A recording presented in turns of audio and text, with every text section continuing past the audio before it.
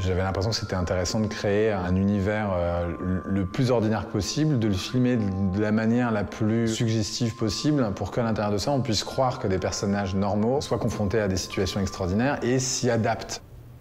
Tony.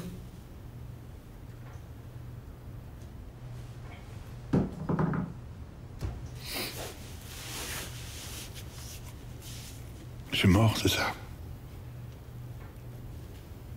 C'est ça qui est fort, parce que c'est complètement surnaturel, et en même temps, c'est tourné de manière très banale.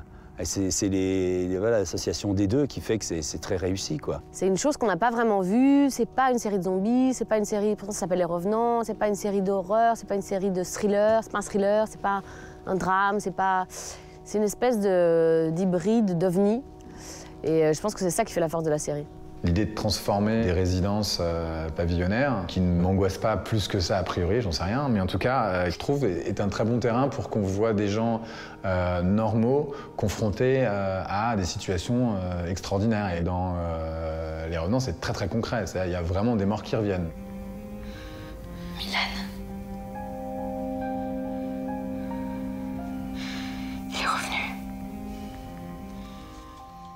Ce qui a fait partie du succès des Revenants, c'est de réussir à aborder une série aussi fantastique dans le concept, faire revenir les morts, et le traiter de manière très intime. Cette série, elle n'existait pas avant. On n'avait pas vu ça. C'est une série d'auteurs.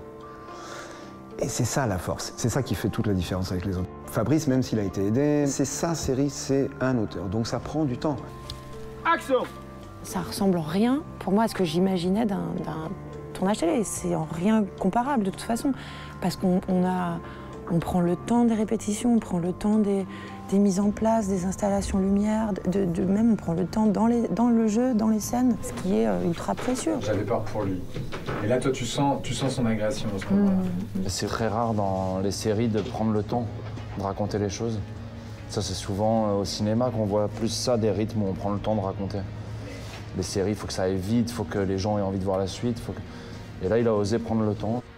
Il n'y a rien de plus précieux que d'avoir du temps quand on fait les choses et on peut les faire bien. C'est très fort ce que Fabrice est arrivé à faire. Quand on tournait les derniers plans de la saison 1, on s'était dit avec les comédiens que c'était une série qui était tellement bien, c'était vraiment une série d'auteurs, et que donc personne ne la verrait. Sans se casser la gueule, il nous donne une très grande fiction. Sundance TV's The Returned. The all-new season premieres Halloween night at 10.